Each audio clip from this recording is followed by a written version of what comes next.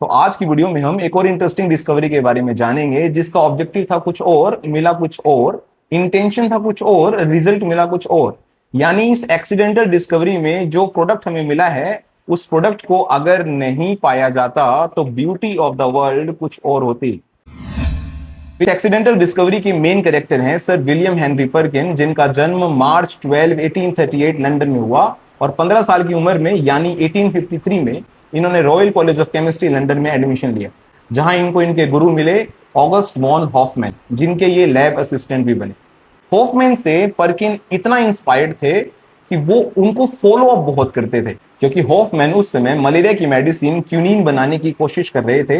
वो चाहते थे कि मलेरिया की मेडिसिन आर्टिफिशियली बनाई जा सके, क्योंकि उस समय पर प्लांटेशन से, फॉरेस्ट से नेचुरली मलेरिया की मेडिसिन बनाई जाती थी और आर्टिफिशियल बनाने का उसका कोई तरीका नहीं था। काफी एक्सपेरिमेंट्स, काफी रिसर्च फेल होने के बावजूद उन्होंने हार नहीं मानी और मलेरिया की मेडिसिन बनाने में लगे रहे, लेकिन वो सक्सेसफुल नहीं हुए। अब विलियम हेनरी पर्किन अपने गुरु से, अपने टीचर से इतना इंस्पायर्ड थे कि उन्होंने उनके इंस्ट्रक्शन पर खुद बनाने की भी कोशिश की।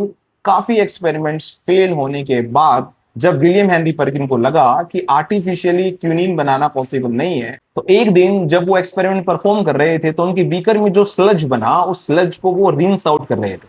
तो उन्होंने ऑब्जर्व किया कि इस स्लज के अंदर जब एथेनॉल डाइल्यूट किया जाता है, मिलाया जाता है, तो एक पर्पल कलर का परमानेंट कलर ऑब्जर्व हो रहा है।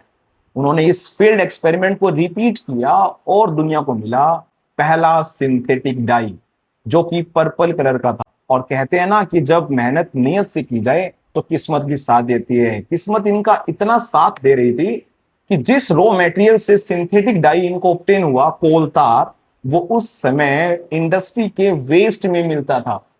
उस समय दुनिया में इंडस्ट्री का रेवोल्यूशन चल रहा था और इंडस्ट्री के वेस्ट प्रोडक्ट में हमें ये रॉ मटेरियल कोल तार मिलता था। इनकी किस्मत इस तरह भी अच्छी थी कि सिंथेटिक डाई जो इन्होंने डेवलप की एक्सीडेंटली, यानी फील्ड एक्सपेरिमेंट के थ्रू, उसकी लाइफ नेचुरल सोर्स से मिलने वाले डाई से बहुत ज्यादा थी और उसका परमानेंट इफेक्ट था as compare to the dyes जो नेचुरली मिलती थी।